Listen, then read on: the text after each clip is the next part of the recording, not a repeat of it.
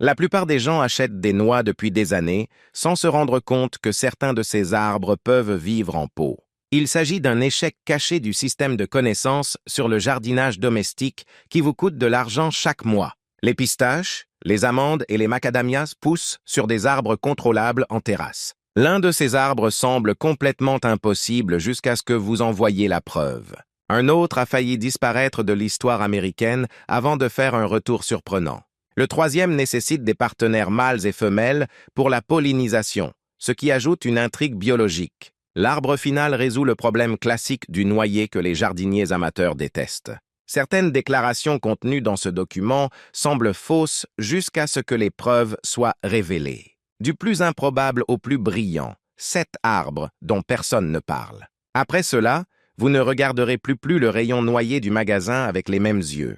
Vous payez pour des noix que vous pourriez cultiver en ce moment même dans un pot sur votre terrasse. Ce qui est fou, c'est que les arbres qui produisent des amandes, des pistaches, des noix de macadamia, parmi les noix les plus chères de la planète, restent suffisamment petits pour tenir dans un récipient et porter des fruits année après année.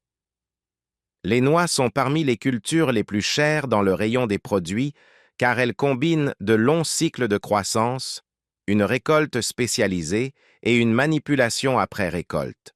Le consommateur paie pour des années de biologie, pas seulement pour l'emballage. C'est une asymétrie cachée que la plupart des gens ne remarquent jamais.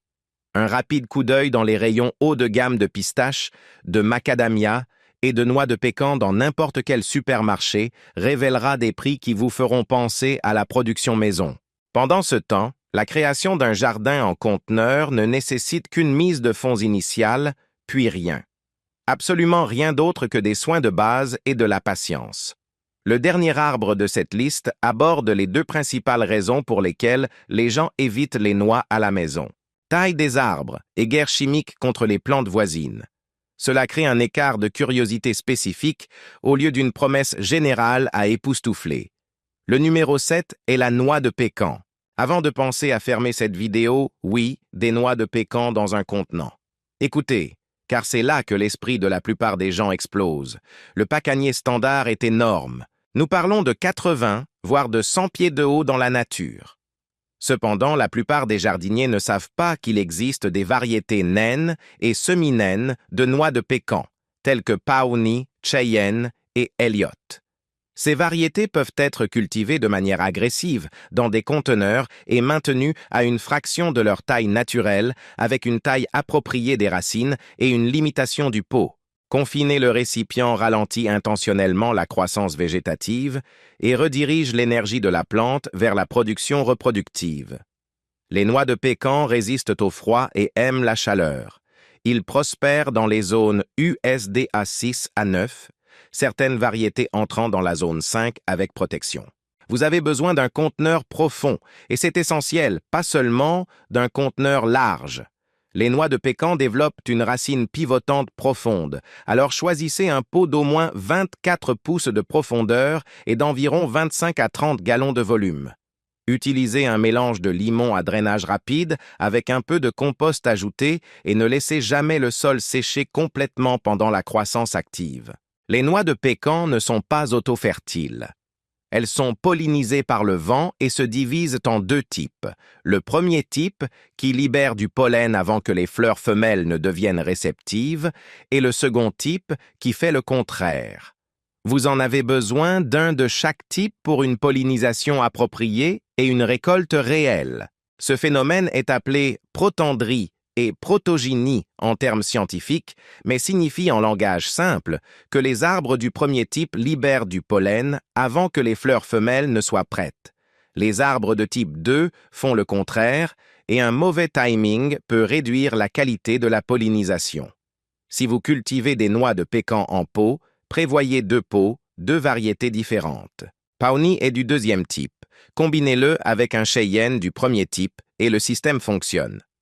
Les documents de l'Université de Géorgie expliquent que la pollinisation des noix de pécan dépend du chevauchement des floraisons de type 1 et de type 2.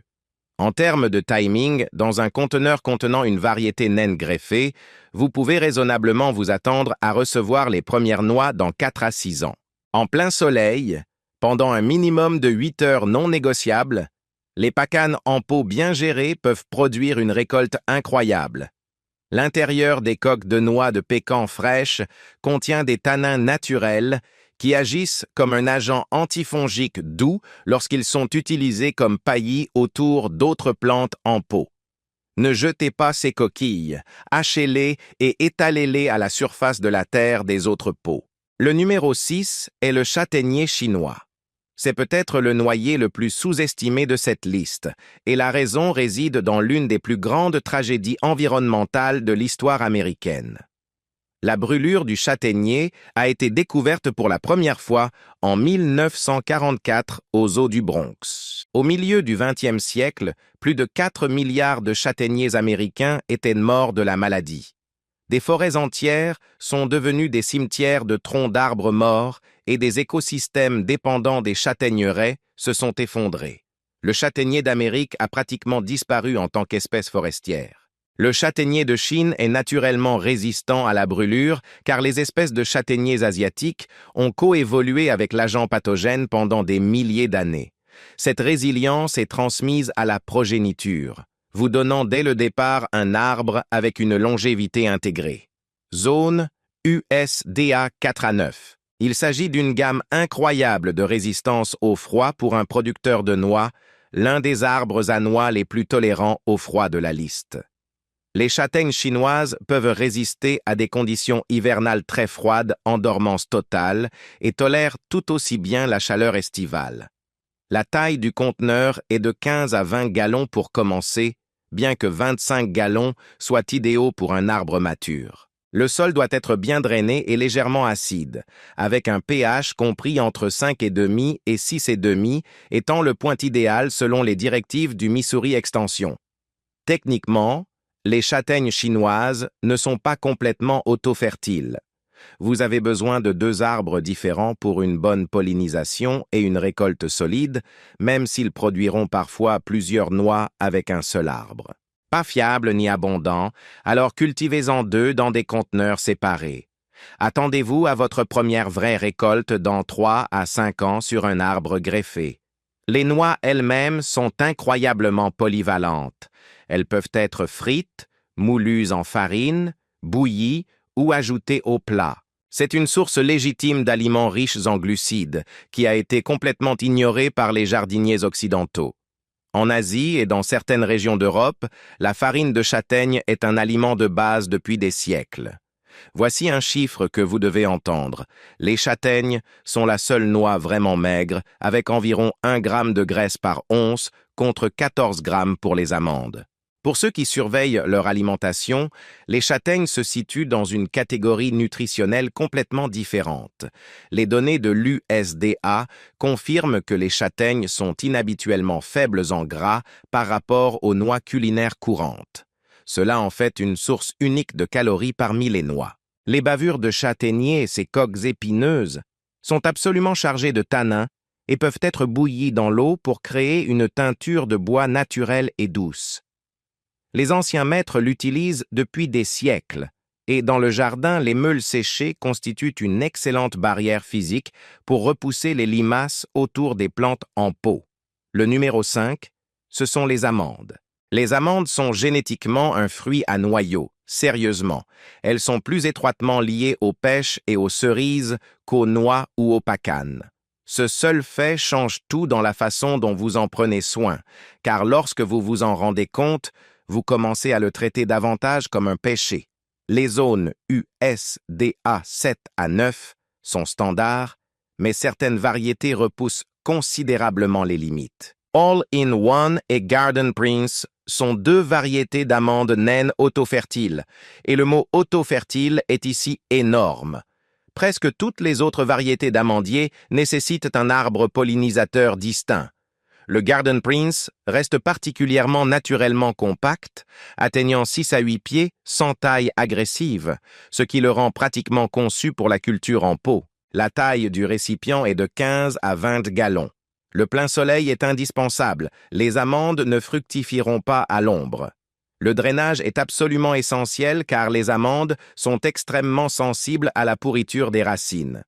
Votre mélange de plantation doit être à drainage rapide, presque au point d'être sableux, avec une bonne matière organique. Arrosez profondément mais rarement une fois établi. Voici un avertissement chronologique qui surprend les gens. Les amandes fleurissent incroyablement tôt dans la saison, à la fin de l'hiver ou au tout début du printemps, parfois en février dans les zones chaudes. Cette floraison précoce est belle, mais dangereuse car un gel tardif tuera les fleurs et la récolte de l'année entière. Si vous êtes dans une zone frontalière, la culture en pot est en fait à votre avantage car vous pouvez déplacer l'arbre vers un endroit abrité, même à l'intérieur pendant quelques nuits lorsque le gel menace. Cette mobilité constitue un sérieux avantage concurrentiel que vous n'avez tout simplement pas avec des arbres en pleine terre. Le délai d'obtention des premières noix est de 3 à 5 ans à compter de l'arbre greffé. Lorsqu'ils commencent à porter leurs fruits, la récolte est vraiment satisfaisante. Vous récoltez des fruits verts enrobés qui ressemblent presque à des pêches, jusqu'à ce qu'ils se fissurent et révèlent la coquille à l'intérieur. Les matériaux de l'UC et de l'État de l'Utah confirment que les amandes nécessitent le plein soleil, un sol très bien drainé, et sont vulnérables au gel printanier en raison de leur floraison précoce. Cela permet de relier directement la caractéristique botanique aux conséquences réelles des soins. Les coques d'amandes, l'enveloppe extérieure verte que la plupart des gens compostent ou jettent, sont de formidables boosters de compost. Ils sont riches en azote et en sucre et réchauffent incroyablement rapidement le tas de compost. Plus intéressant encore, la poudre de coquilles d'amande a été étudiée comme additif de sol à libération lente pour améliorer la rétention d'eau dans les sols sableux. N'écrasez pas les coquilles et ne les jetez pas, mélangez-les directement au sol de plantation lors de la replantation d'autres contenants. Le numéro 4 est la pistache. Si vous avez déjà vu le prix des pistaches au magasin et que vous vous demandez comment une noix peut coûter autant, cultiver la vôtre sera extrêmement satisfaisant. Mais soyons honnêtes les uns envers les autres, car les pistaches ne sont pas faciles. Ils sont gratifiants, passionnants et absolument cultivés en conteneur, mais nécessitent des conditions spécifiques que vous devez respecter. Dans les zones US, DA 7 à 11, les pistaches ont besoin de deux choses qui semblent contradictoires. Des étés longs, chauds et secs et un vrai froid hivernal. Nous parlons de 850 heures en dessous de 45 degrés Fahrenheit en hiver pour réinitialiser correctement le repos selon le manuel UCANR. Sans ce froid, l'arbre ne produira pas correctement de fleurs la saison suivante. C'est pourquoi les pistaches poussent si bien dans la vallée centrale de Californie, en Iran et en Turquie. Les pistaches sont dioïques, ce qui signifie que les arbres individuels sont soit mâles, soit femelles, pas les deux. Vous avez besoin d'un mâle pour polliniser plusieurs femelles, un ratio typique de 1 pour 8 ou 10 dans les jardins commerciaux. Dans un jardin en pot, il y a au minimum une plante mâle et une plante femelle. La variété Peters est l'un des pollinisateurs mâles les plus utilisés et est suffisamment compacte pour être cultivée dans des conteneurs aux côtés de la variété femelle Kerman. Kerman est la pistache la plus cultivée commercialement au monde et se conserve dans un grand pot si elle est manipulée correctement. La taille du conteneur est de 20 à 25 gallons avec un sol exceptionnellement bien drainé. Les pistaches détestent vraiment les pieds mouillés. En fait, elles sont plus tolérantes à la sécheresse que presque tous les autres arbres à noix de la liste. Un mélange de terre sableuse, de perlite et d'un peu de compost fonctionne très bien. Le délai jusqu'à l'obtention des premières noix est de 5 à 7 ans.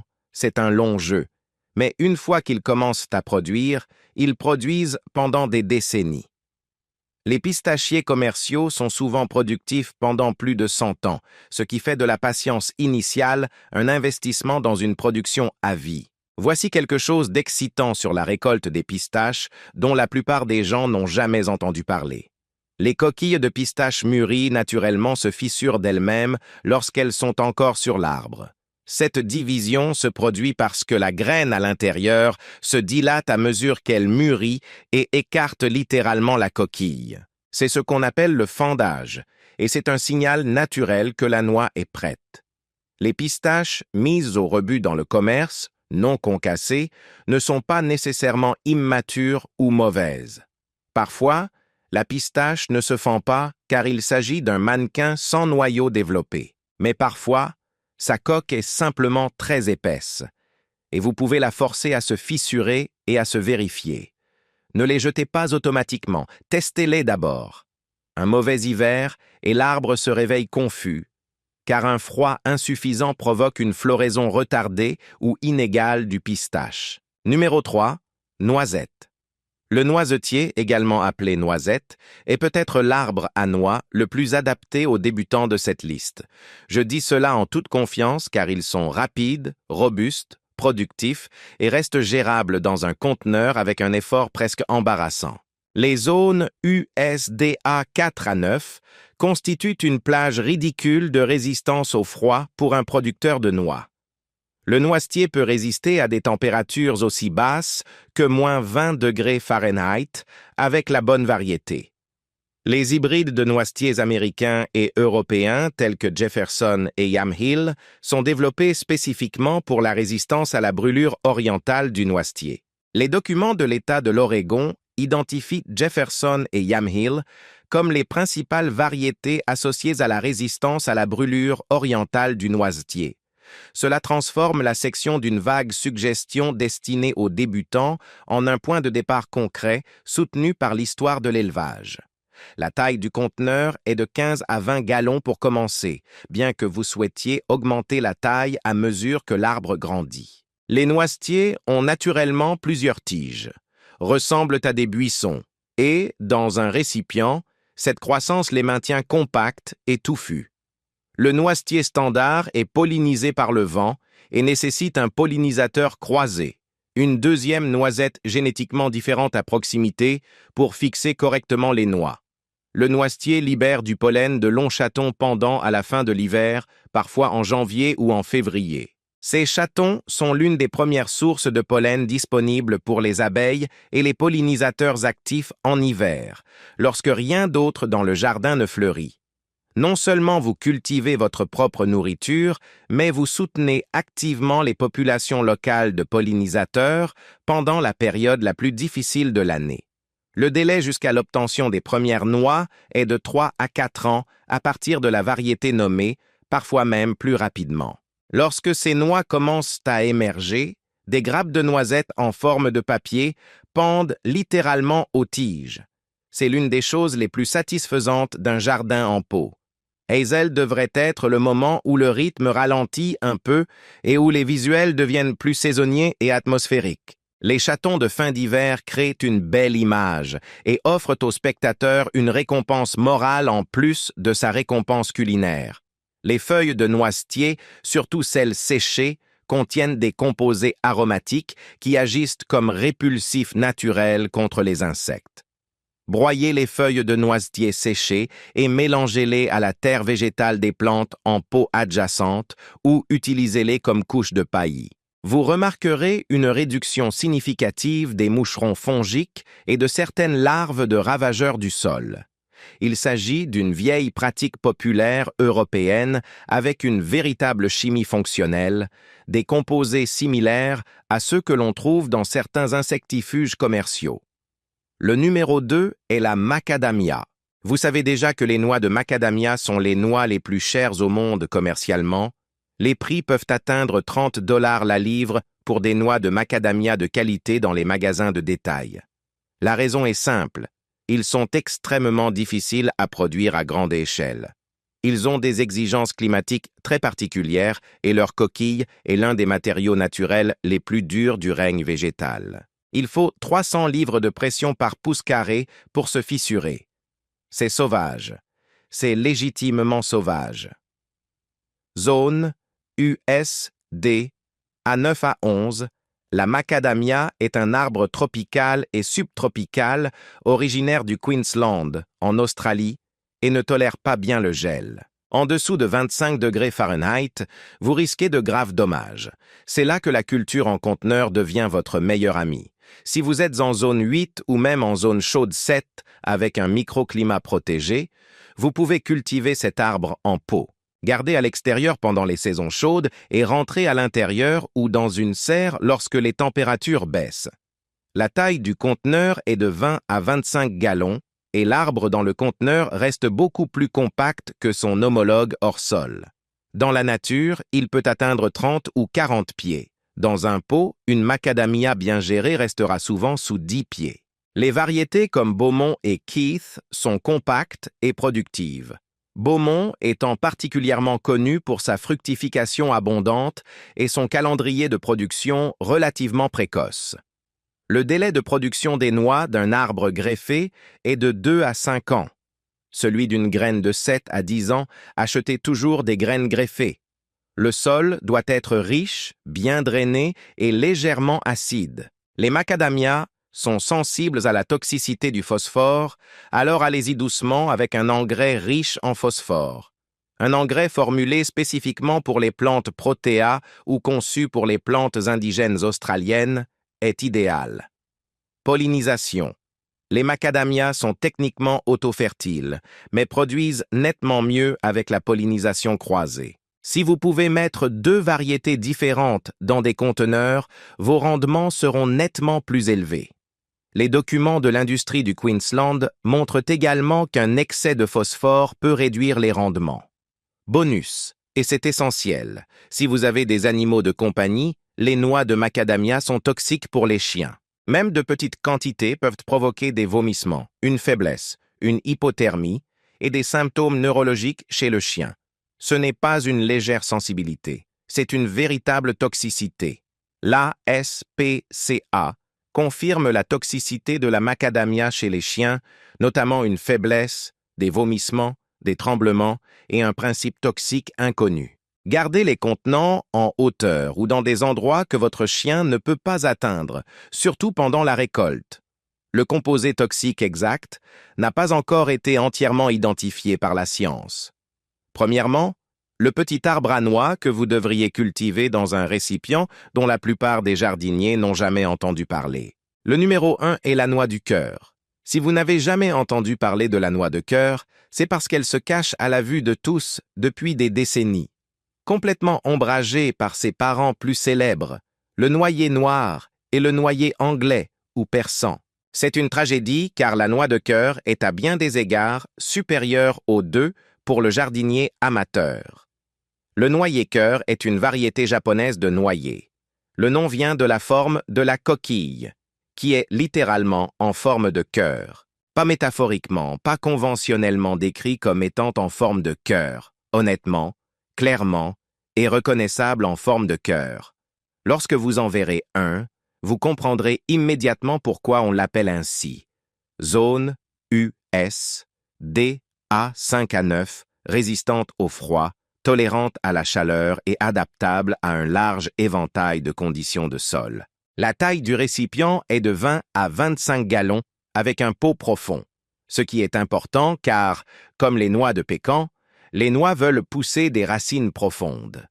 C'est ce qui rend le noyer cœur véritablement différent du noyer standard dans un contexte de conteneur. L'arbre est beaucoup plus compact, tandis que le noyer noir peut atteindre jusqu'à 100 pieds et le persan jusqu'à 60.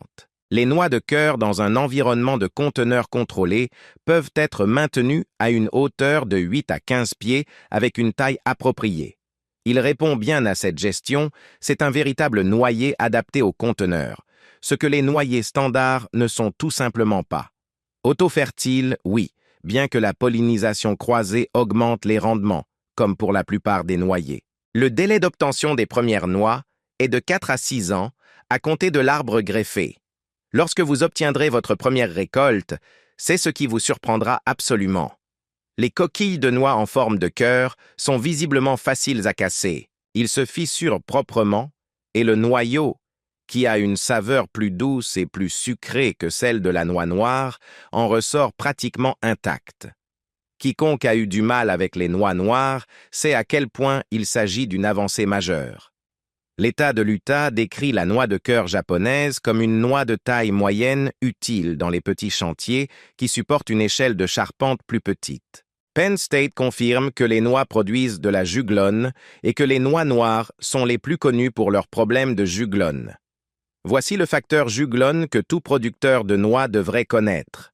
Les noix noires produisent des quantités importantes de juglone, un composé biochimique toxique pour de nombreuses autres plantes. Le cœur de noyer produit de la juglone à un niveau bien inférieur à celui du noyer noir. Pas zéro, mais considérablement plus petit, ce qui signifie que vous pouvez placer un récipient de noix de cœur plus près d'autres plantes sans les mêmes problèmes de guerre chimique.